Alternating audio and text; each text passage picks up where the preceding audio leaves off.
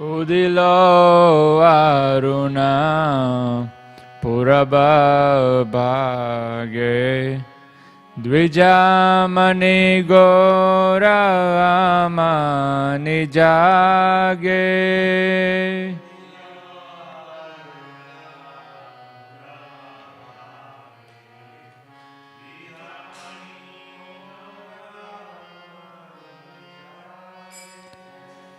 Bhakata Samoha Loya Sate Gela Nagara Braje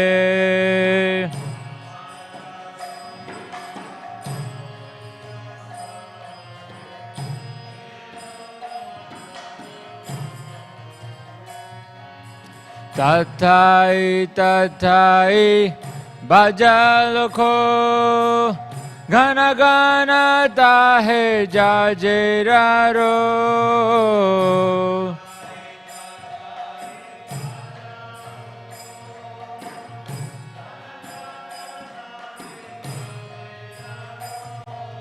Preme Jala Jala Sonaranga Charane Nupura Baje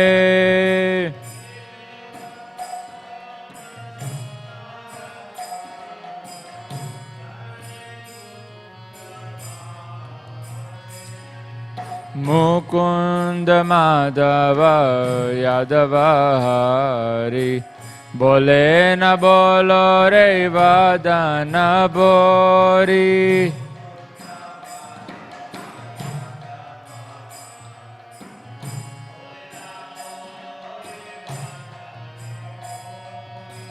Michebni dabase gelore rati Divasa sarira saje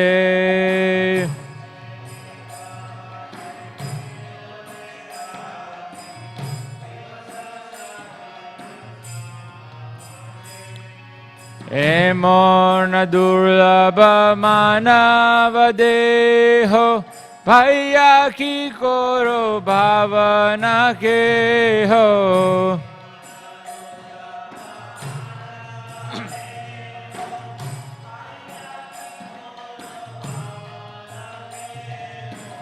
Ebe na bajile Yashoda Sutta Charame pori belaje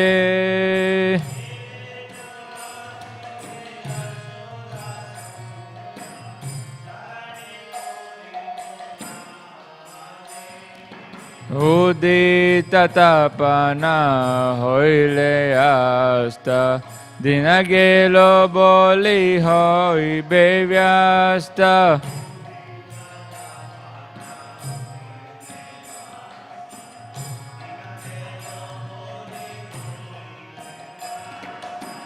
Tabe ke no ebe alasa hoy Nabajari daya raje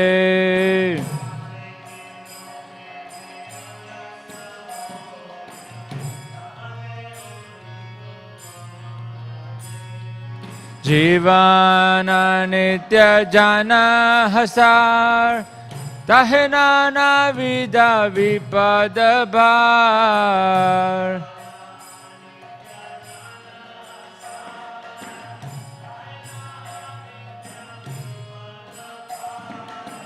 Namashaya kori jajane tumi Takaha apana kaje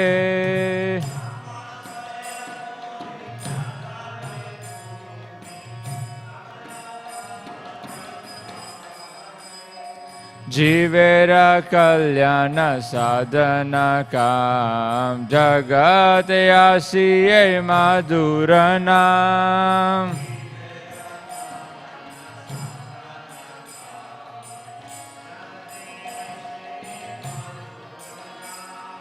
Avidyati miratapana rupe Hridagagana biraje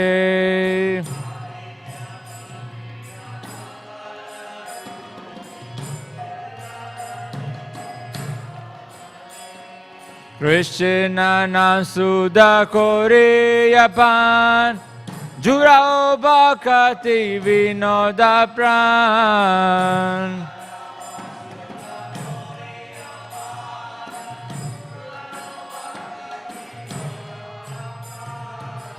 Nama bina kichu nahi ko aro, choda bhuvana maje.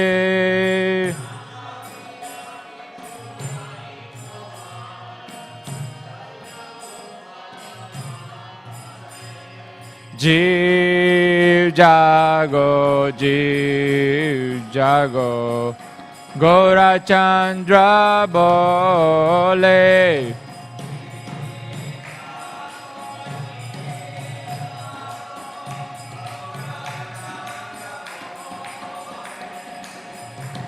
Kota nidra jao maya, pisachira kole.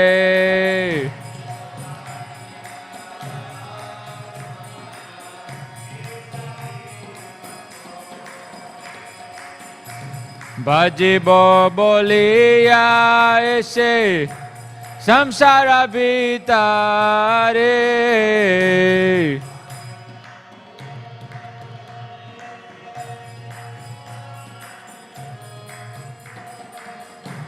Buliya rohile tumi avidya rabare.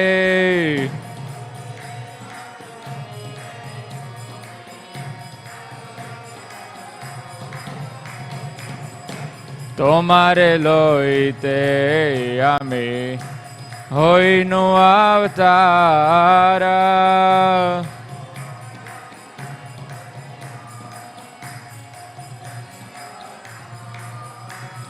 Ami bina bandhu ar ke ache tomara.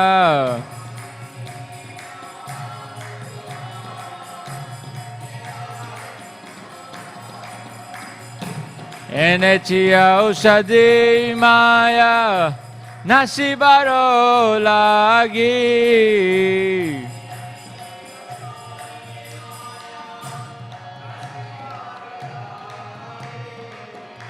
Harinama maha mantra lao tumi magi.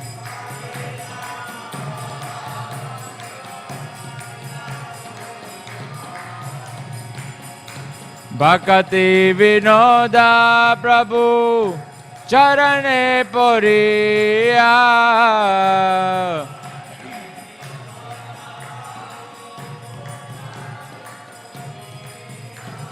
Se Harinama maha mantra loilo magiya.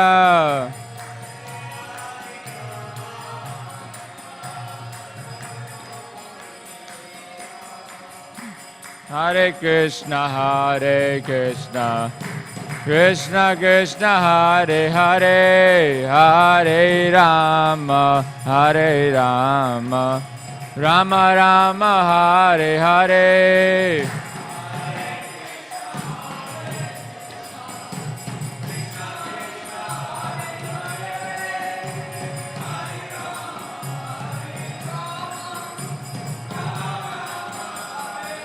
Hare Krishna,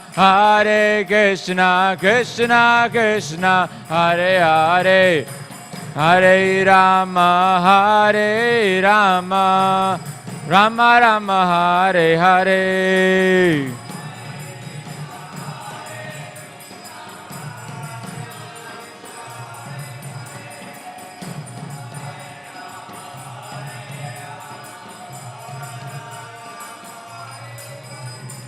Hare Krishna, Krishna Krishna, Hare Hare, Hare Rama, Rama Rama, Hare Hare.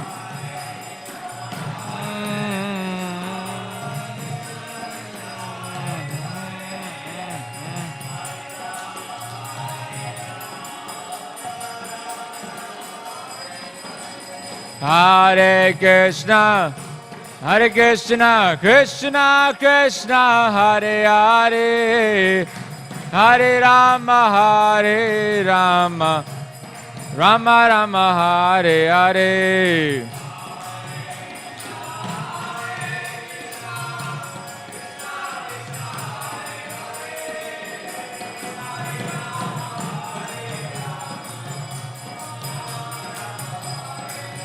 Hare Krishna, Hare Krishna, Krishna Krishna, Hare Hare, Hare Rama, Hare Rama, Rama Rama, Hare Hare.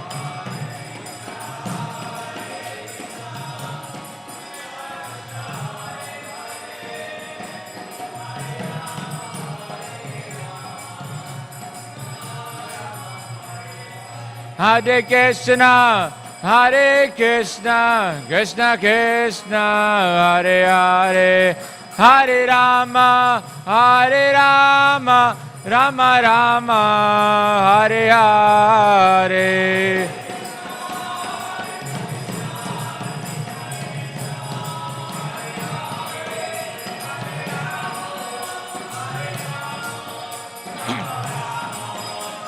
Hare Krishna, Hare Krishna, Krishna Krishna, Hare Hare, Hare Rama, Hare Rama, Rama Rama, Hare Hare.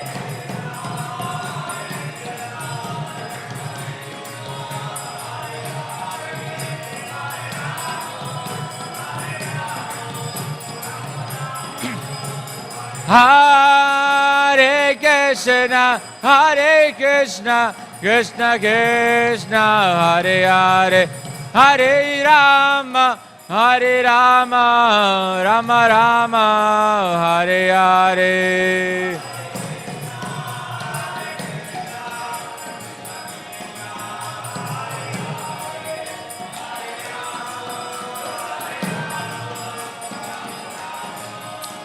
Jaya Jai Prabhupada, Prabhupada, Prabhupada, Jai Prabhupada. Jaya Jai Prabhupada, Prabhupada, Prabhupada, Jai Prabhupada.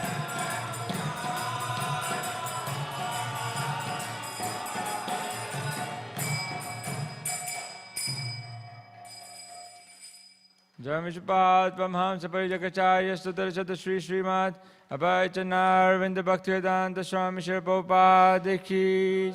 Jai Vishwapad Paramahamsa Parijaka-acharya Sutarasata Shri Śrīmad Bhaktivedanta Saraswati Thakur Shri Prabhupada ki. Grantaraj Śrīmad Bhāgavatam ki Jai.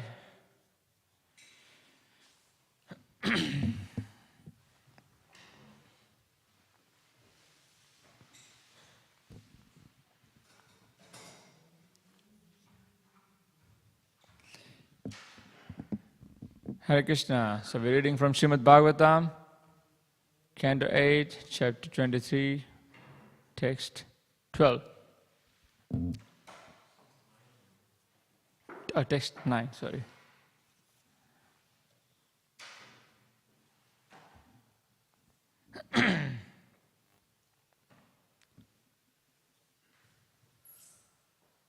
Shri Bhagavan Uvacha Vatsa Prarada Bhadram Te Prayahi Sutalalayam Modamana Swapautrena Gyatinam Sukham Avaha. Shri Bhagavan Vacha Vatsa Prarada Bhadram Te Prayahi Sutalalayam Modamana Swapautrena Gyatinam Sukham Avaha.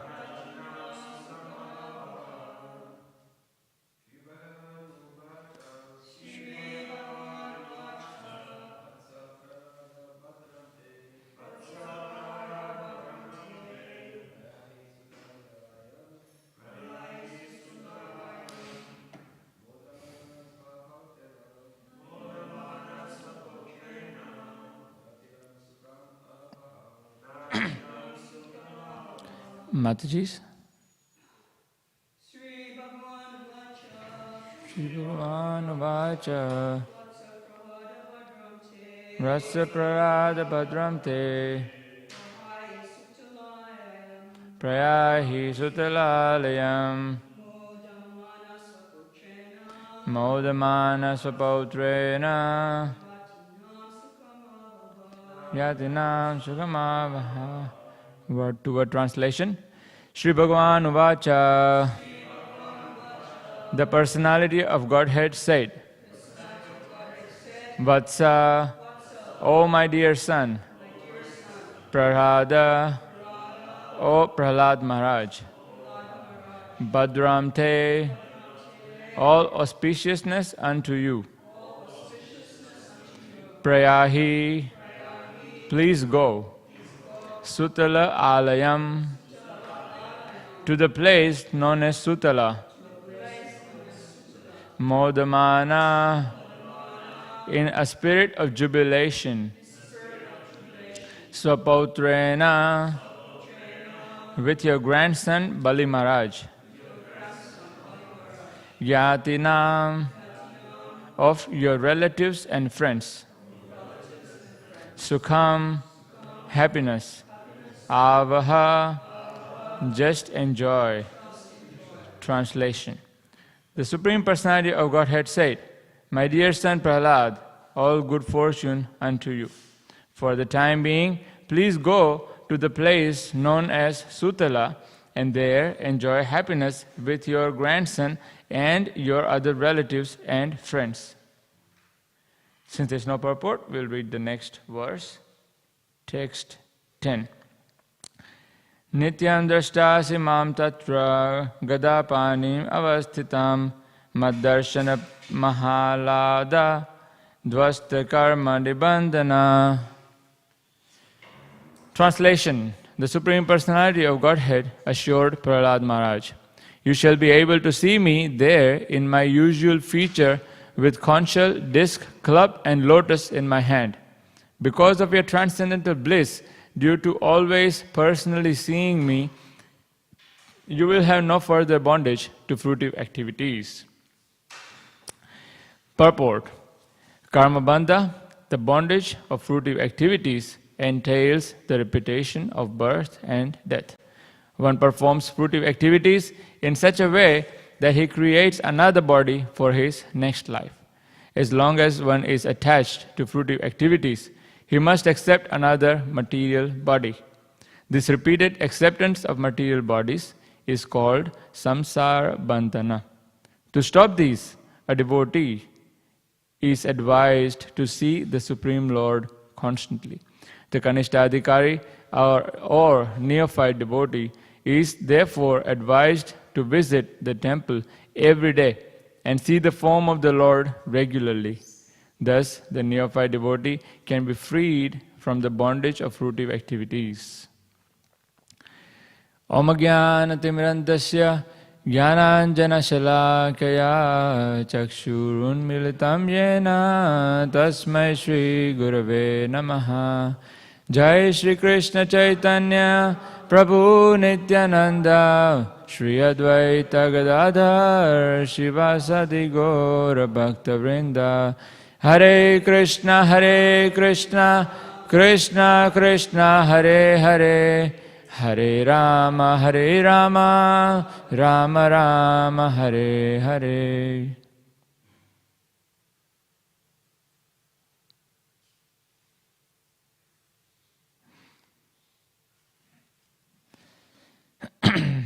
Hare Krishna. So, this is the continuation of Bali Maharaj offered his prayers or gratitude to the Supreme Lord. And then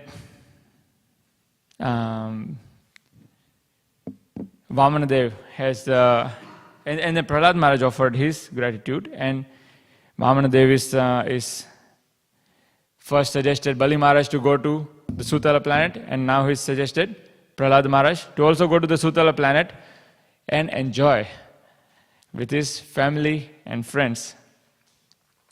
And this is the perfect perfection of benediction. That you can go to the place of Sutala, enjoy the happiness with your friends and family for as long as you like, and because I'll be personally present there, so therefore you'll be seeing me constantly, and so therefore you will have no further bondage to fruitive activities. So there is no chance of falling down. You can enjoy as much as you want in the material world, but Krishna is going to be present in your home, and that you will not fall down, and then you will go back to Godhead. Perfect. So this is the benediction given by the Lord to Prahlad Maharaj here. And Prabhupada explains about the karma bandhana, because here in the verse it says, Dvasta karma nibandhana, meaning that that all your bondage to fruitive activities will be vanquished. Why? Because you'll be seeing me personally. And so, karma bandhana, the bandhana means bondage, and this bondage is caused by the attachment. It's something that we are holding on to. So there is so many attachments that we develop in the course of our life and activities. We have many different people that we come in association with, and we get attached to them. As our friends, as our family, as our pets, we get attached to them, and we can get attached quite a lot. We can get attached to our positions, we can get attached to our possessions, we can get attached to whatever that comes on our way. And sometimes it can be something so insignificant and small, but we can still get attached to it, because it's just the nature of the self to be attached to something. And as long as we are not attached to something higher or something substantial, then we'll be attached to something mundane, something material, something temporary, because it's the nature of the self to seek happiness through relationship. So therefore we get attached to various things depending on one's level of consciousness. One gets attached to something in mode of goodness, or something in mode of passion, and something in the mode of ignorance.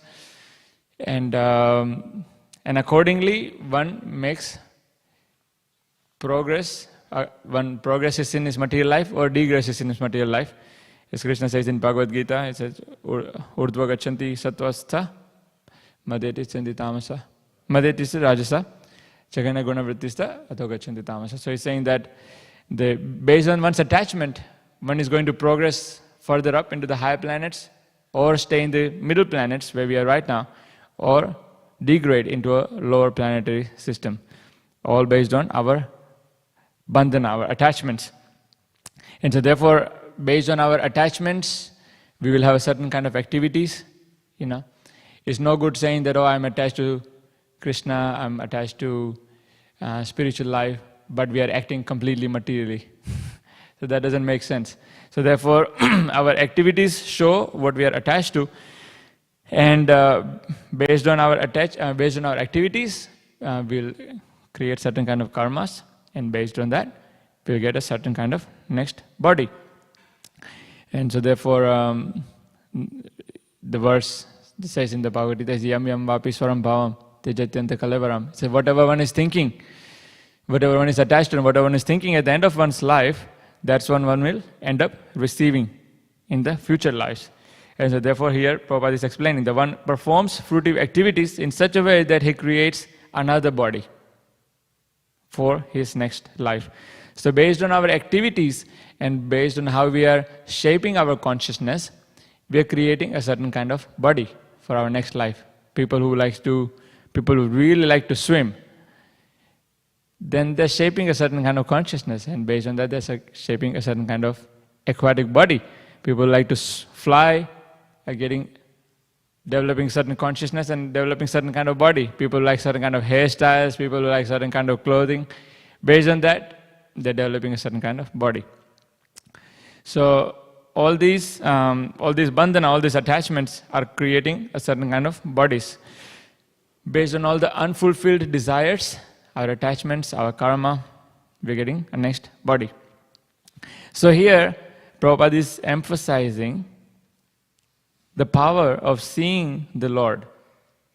He says that, Prabhupada is saying that to stop this samsara bandhana or this karma bandhana, this repeated cycle of birth and death, a devotee is advised to see the Supreme Lord constantly. There is a nice verse written by Rupa Goswami in Bhakti Rasamrita Sindhu, where he says that, he said, "My dear friend, if you still have any desire to enjoy the company of your friends within this material world, then don't look upon the form of Krishna, who is standing on the bank of Keshi Ghat in Vrindavan. He is known as Govinda, and his eyes are very enchanting. He is playing upon his flute, and on his head there is a peacock feather, and his whole body is illuminated by the moonlight in the sky." This is Prabhupada's translation to this verse, written by Rupa Goswami. We're saying that for as long as you want to enjoy the samsara bandhana, this material life, this material attachments, if you want to enjoy these material attachments and material company, well then don't look at Krishna. Especially the one standing in three bending form, just like Radha Vallabha standing right here. In his three bending form, looking at his devotees with his peacock feather in his head and his flute in his hand. And he's very enchanting, he's very attractive. So we can see, actually, Radha Vallabha is always very attractive. So every time when we come and we see the Radha Vallabha, the deities of Radha Vallabha, Gauranitai, Jagannath Balda, Subhadramai, they are very, very attractive. And actually, when you see something so attractive, then at least for the time being, we lose attraction to the material beauty of this world. So there's a nice story in South India, in a place called Srirangam. There was a nice festival that was going on. So there used to be they have festivals very regularly. They have festivals every day. And they had these deities of Lord Ranganath who comes out, and they have the procession around the temple. So they have every day a procession, a festival. And all the devotees join in. There's a big kirtan. There's a big show, everything going on. So that was happening every day. So there was an unusual sight at one point. There's some of the disciples of Ramanujacharya. They saw that, the procession is going on and everyone is going on in this clockwise direction. But then there's one person who is walking in the procession, but he's walking backwards in the procession with an umbrella on his hand, holding umbrella for his wife. And in the whole procession, he's just looking at his wife, just looking at her, and holding an umbrella in hand, walking backwards. There's a procession going on. So one day procession, so the disciples saw, and they were quite amused to see this very strange sight. Who does that? So okay, anyway. Second day, again, they see the same person walking around. This big, strong-built youth, handsome guy, holding this umbrella and walking around. And so they were all very amused. It was very strange to see them. But of course, they didn't want to, stop and ask him. So they just let him continue with this activity. But one time, Ramanujacharya saw this young guy, and he thought that, look at his infatuation for his wife. He said he's so enamored by his beauty. He said actually, if that beauty, if that attachment, if that can be somehow diverted to Krishna, then he will be a very good devotee. Just like many time devotees are distributing books, and they see someone who is very, very handsome looking, or someone who is strong looking, or someone who is very successful looking. We really want to give him a book. If this guy gets a book, he can do a lot of service for Prabhupada. So then Ramanujacharya also was thinking like that. He said, okay. He said, if somehow this person can get attracted to the Lord, then that attachment and that dedication that he has right now to his wife, that dedication can be diverted. So then he called this youth. So asked his disciple, go and call him and tell him that Ramanujacharya wants to see you. So this youth was called upon, and he was wondering, how come the Swami wants to see me, So he went to see Ramanujacharya. Ramanujacharya asked him, he said, I see you are walking every day, observing your wife. He said, what's happening? He said, tell me what's happening. So this youth makes a very honest confession. He said, actually, I've never seen anyone with such a beautiful eyes as my wife. He said, so therefore, I just can't take my eyes away from her. He said, I must keep looking at her. So then Ramanujacharya says, but that's interesting. But he said, what if I can show you the pair of eyes that are much more beautiful than that? This youth, he said that no, actually it's not possible. He said, this is the best eyes that I've ever seen. But if you insist, then I wouldn't mind having a look at what you got to show. And if it is good, then maybe sure. But otherwise, I don't really see anything like that possible in this world. So then Ramanujacharya, he takes hold of his hand, and takes him to the most inner chamber of Lord Ranganath temple. And he shows the beautiful deities of Lord Ranganath. And actually when this person, Dhanurdas, his name was, and when he saw Ranganath, he was completely mesmerized, just completely impressed. He said, wow, this is the most beautiful eyes. This is the most beautiful form.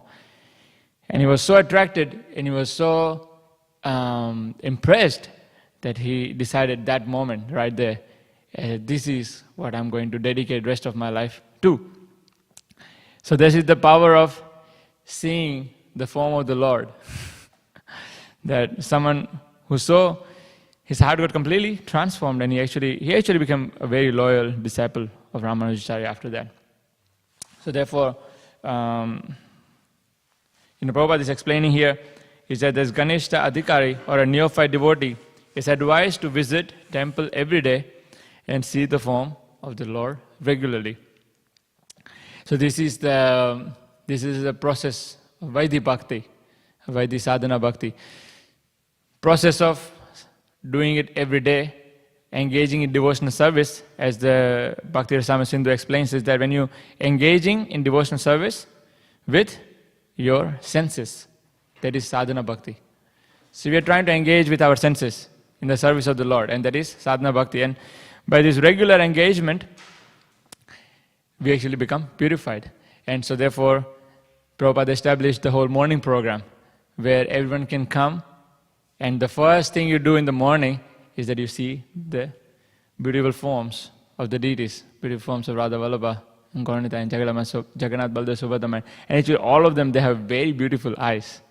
They're very beautiful eyes. They're very beautiful faces, very beautiful decorations. It's very, very attractive. So it's first impression, first thing in the morning, better than looking at anything else of this world. It's completely transcendental. So therefore Prabhupada established this morning program so that everyone can take this opportunity, come and see the Lord. And as a start of the day. So Prabhupada is specifically mentioning this about the Kanishta Adhikari, and actually in the Bhagavatam, in the 11th canto, it explains the symptoms or the characteristics of the Kanishta Adhikaris, or a neophyte devotee, a beginner devotee. Sees that a beginning devotee, he doesn't see the Lord everywhere. So he sees the Lord only in the temple or in the church, and in those places of worship. So therefore, they must come and see the Lord, because they can't see the Lord just anywhere and everywhere. But then, the Ganesha Adhikari also has other problems. As we are all, many of us can be beginning devotees. So therefore, there are many limitations, and one of the limitations is is that we think ourselves very quickly that we have made a lot of advancement. Within a very short time of chanting few rounds or 16 rounds, that we start thinking that, oh, actually I've made some decent advancement. I'm actually, like, everyone is calling me Prabhu, everyone is giving me a lot of respect. Maybe I do deserve the respect, maybe I am actually very advanced and I'm very senior. And we start to undermine the other devotees and their advancements. And we neglect, or we don't really appreciate their position properly. So that's one problem. There's another problem with the beginning devotees, is that they're still very attached to materialistic activities, material music, people. There are many devotees, they can be very attached or attracted to these great successful people in the material world, very impressed by them. And when devotees criticize such people, then they become a little upset. Like, how can you say these things like that? Like, they're very successful people, they're very highly achieving people. So they're very attached to these kind of people. So therefore, they cannot really appreciate other devotees, and they cannot fully appreciate the spiritual activities and the process. But they can come and appreciate the deities. They can see the Lord and they can see, yes, this is Krishna and this is temple. And so they can appreciate that. And so therefore it is recommended for them at least to come and see the deities of the Lord every day. And in that way make progress. As we make progress in the intermediate stage, the devotees start to appreciate other devotees and start making friendships with other devotees, appreciating where they are at.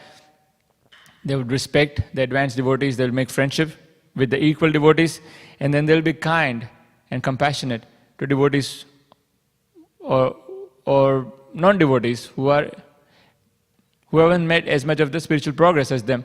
And so they'll be compassionate and they'll encouraging them to engaging devotional service.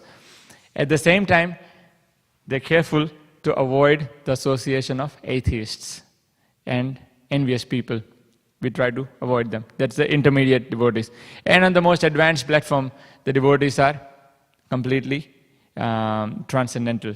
They can see Krishna everywhere, and everything that they do is directly for the pleasure of the Lord on the most advanced platform. But on the neophyte stage, on the Kanishta stage, it's very important for us to see the forms of the deities, whether it's at home or in the temple, and develop a relationship, develop attraction for them, and steadily make progress in that way. So that's quite powerful actually, that Prabhupada is explaining here, that to stop this karma bandhana, devotees advised to see the Lord constantly. And I actually read one time in in Bhagavatam, Prabhupada mentioning in the purport, and I was trying to find out the actual reference for it, but I couldn't find it. If anyone knows, they can let me know. But Prabhupada was mentioning that not only just seeing the form of the Lord, but if a devotee very enthusiastically enters the temple room, desiring to see the form of the Lord, actually one can get liberated. Just desiring to wanting to see the form of the Lord, that very enthusiastically. And that's how powerful the process of seeing the form of the Lord is that even just the sincere desire with which if one enters the temple room, then one can get purified. So, very, very powerful, very, very powerful. Prabhupada is not talking about even engaging in the deity worship or doing any services. Just by seeing the form, one can be freed from material attachment. So, what's interesting is that right from the beginning of our spiritual journey in our Krishna consciousness, we are engaging in the same activities as what we would do after 5 years, after 10 years, after 20 years, after 50 years. We're doing the same thing right from the beginning. We're chanting Hare Krishna, we're seeing the deities, we are serving the devotees, honoring prasadam. It's the same activity we do on the first day, and it's the same activity that we do after 50 years. So, in one sense, the means and the end are the same. But the difference is, what's the difference between, if the same activity, what's the difference? Consciousness? Difference in intensity. Purification or purity, yeah, consciousness, our desire and our consciousness where we are thinking of Krishna's pleasure. At the moment we are honoring prasadam, not thinking this is for Krishna's pleasure. This was honored by Krishna, and that now I'm having this transcendental prasadam that was offered to Krishna first. We are eating and we are enjoying the taste, the flavors, and enjoying it for ourselves. So yeah, there is a difference. So there is a difference in, even though we are seeing the deity right from the beginning, as we make progress, as we develop more attachment to the deities, our seeing the forms of the deities will also have a different intensity, very different depth to seeing the Lord. So when, as actually Prabhupada was explaining in the Nectar of Devotion, Prabhupada is explaining that we see through our eyes, but we also see through our mind. So because the functions of the mind is to think, to feel, to desire, and when we are engaging our mind in seeing the form of the Lord, meaning that we are actually thinking of Him. We are really feeling some sort of a relationship, some sort of a connection. Because a lot of time, one of the devotees in the very beginning of my Krishna consciousness, and I came in, he asked me to go take darshan and come back out. So I took my darshan, I came back out, and he said, okay, so tell me, what dress, what color was the Lord wearing? What was the color of Lord's dress? And I was thinking about it and I couldn't remember. So although I did see the Lord, did I really see the Lord? So of course the eyes took in something, but nothing registered in the mind. There was no real feeling, there was no real connection. So that's a it was a very elementary level of seeing. But of course we can do better than that. So seeing the form through our mind, in other words, we're really registering what's coming in. What are we looking at exactly, So that is very much needed. And so Prabhupada says something very nice. He says, so the practice, Prabhupada is saying, so the practice means employing both the mind and the senses in practical devotional service. The practice is not for developing something artificial.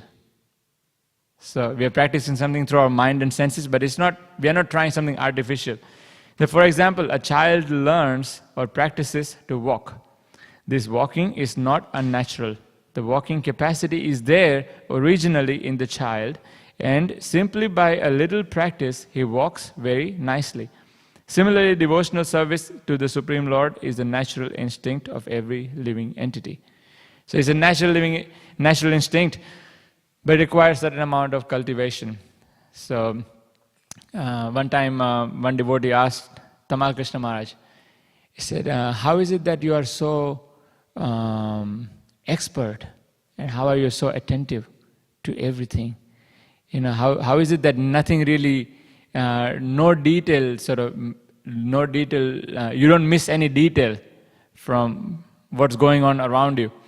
And Tamal Krishna Maharaj mentioned one of the things, and he was mentioning that it's because when I'm looking at the deities, I'm seeing very attentively, and I'm noticing every details. So very, very carefully, very, very consciously seeing the form of the Lord. And in that way, one is really cultivating this practice of seeing. Now, in Krishna consciousness, we are seeing through the hearing. So people, a lot of time people ask us that, have you seen God? Or that if you believe in God, then can you show me God? So we can say, yes, we can show you God. It's right here. But then a lot of time people will find it hard to accept that this is God. And that's because there is a process required to fully appreciate what we are actually seeing. And that's the same for us also. We can be seeing the Lord, but then there's a process required, an application to the process that's required to fully appreciate what we are actually seeing. So this process is the process of hearing, because we will only appreciate what we are seeing in proportion to the quality of our hearing. So we are what we are hearing and how much we are hearing on a regular basis about Krishna. To that extent, we will actually be able to understand the deities, not as a stone or wood or marble, but we'll be able to actually see that Krishna is personally present in these forms. There are many great devotees. Every time when they're looking at the deities, they're actually having a conversation with the deities, and the deities are also reciprocating because of the level of purity and the level of the depth of faith in the Lord. And there's a process in when we're trying to see the Lord, is that if we have had a sufficient amount of hearing, then we'll be able to actually see the form of the Lord more consciously.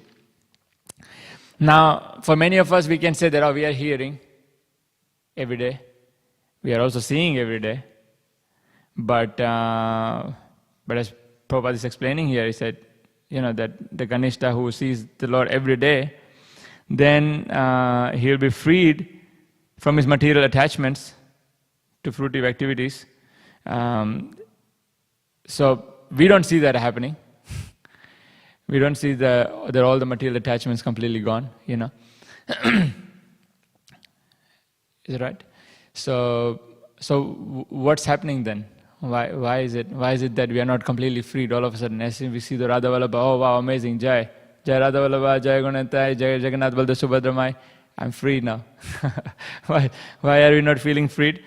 But one of the things is actually, at least temporarily, at least for some time, we really do get some amount of freedom from material consciousness. But then because we are so conditioned to living life centered around material attachments, is that we very quickly fall back into it. It's a very strong conditioning, very strong attachments. And there's also that maybe we lack the quality of hearing,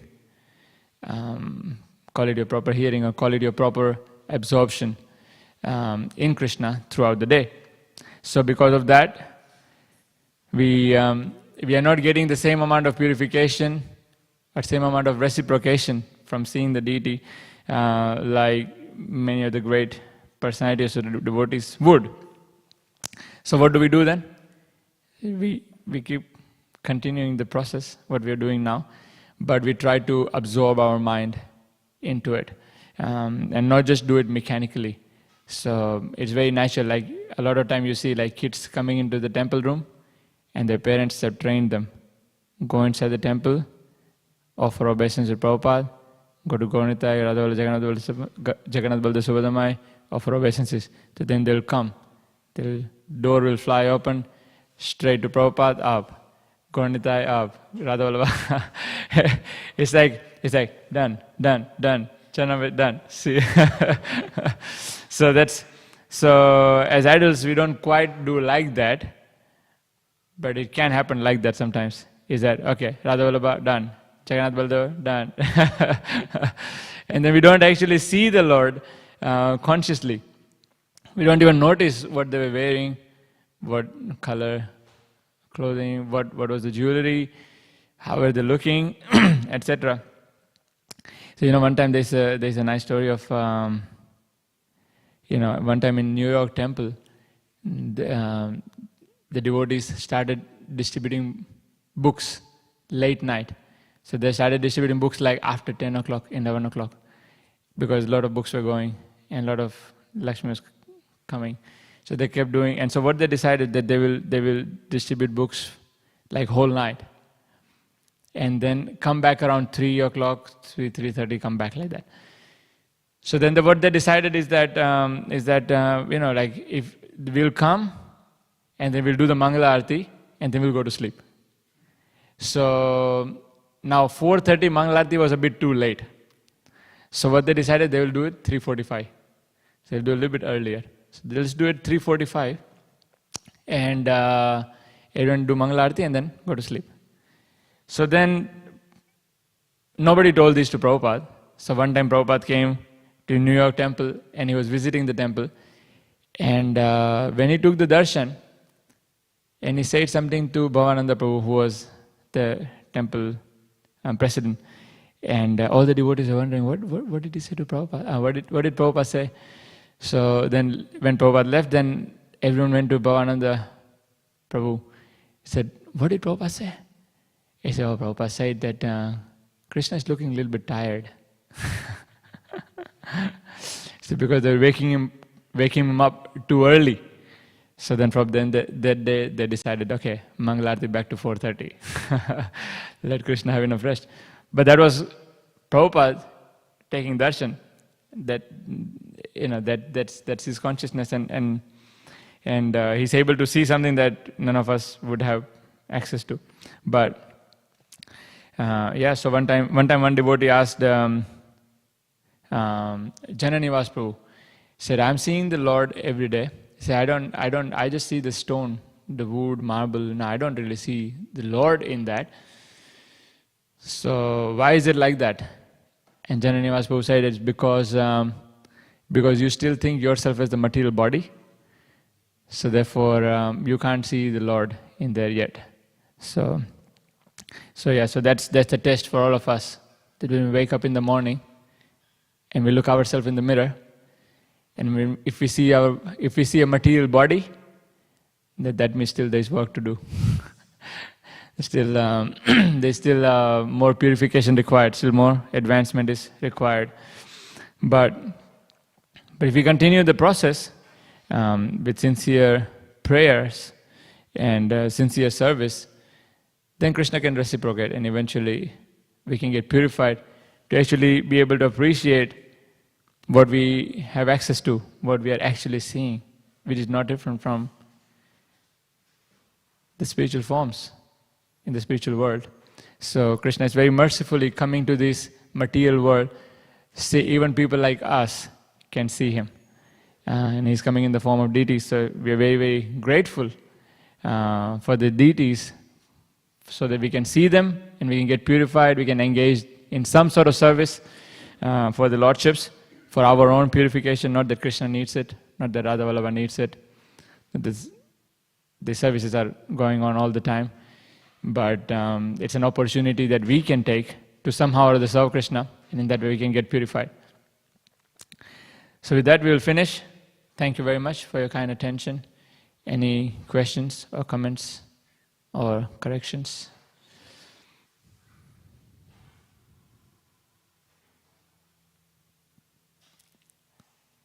Yes, Madhuri. Verse 10,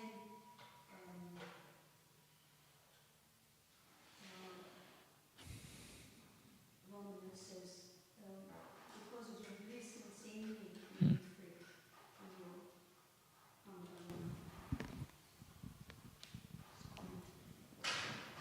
Yes, actually, thank you for pointing that out. Actually, I had written that down, but I didn't mention it. Krishna is saying that because of your transcendental bliss, due to always personally seeing me, you will have no further bondage. So Prahlad Maharaj is very blissful in seeing the Lord, and that blissful attitude in seeing the Lord.